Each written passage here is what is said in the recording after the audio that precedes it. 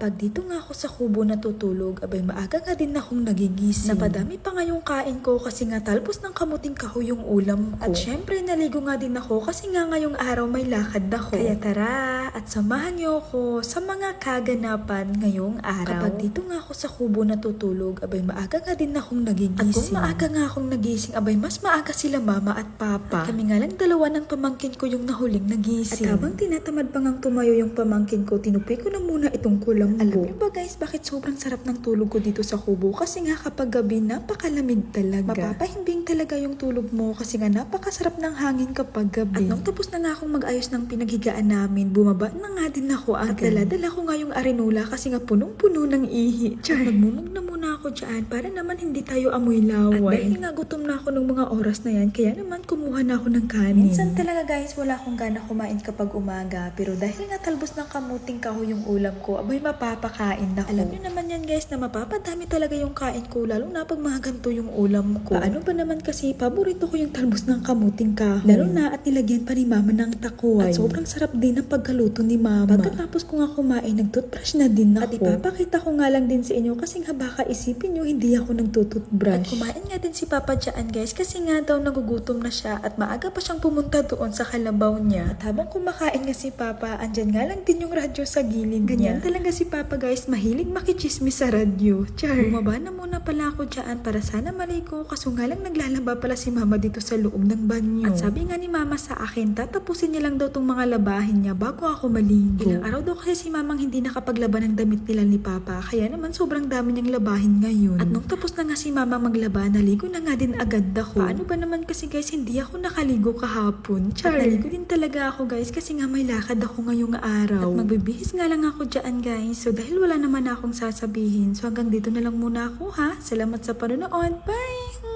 Mwah! Grabe na yun! 3,800 guys! 4,800!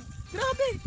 At bago matapos ang video na to, may gusto akong ipapakilala sa inyo na nilalaro ko. Alam niyo naman yan guys, di ba kung ano, si Super Ace. Ay nga pala guys, bago yung link natin ngayon. So pag mga bago talagang link guys, napaka-smooth laruin. So ayun na nga, madami ko dyan na pagpipilian. Ayan guys, oh. Ayan guys, may mga Squid Game na nga din sila guys. Pero syempre yung lalaruin pa din natin ay si Super Ace. So ayan guys, pindutin na ho natin. Ayan, play. Ayan, antayin lang ho natin guys na mag-loading. Continue. Play. Ayan. At syempre wag natin kalimutan mag-bet. Ay, 500 na pala nito. Ayan. Ayan guys, nagdito tayo ng 500. Ay, grabe, scatter na agad. Grabe na yan. Wait lang guys ha. May 10 spins lang ho tayo. Pindutin lang ho natin. Bigay ka. 400 na agad. Grabe na yun. 3,800 guys.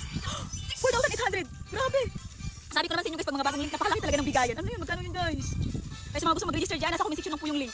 Bigay ka pa. Grabe. Bigay ka pa. Ay, naku. Guys, tingnan nyo.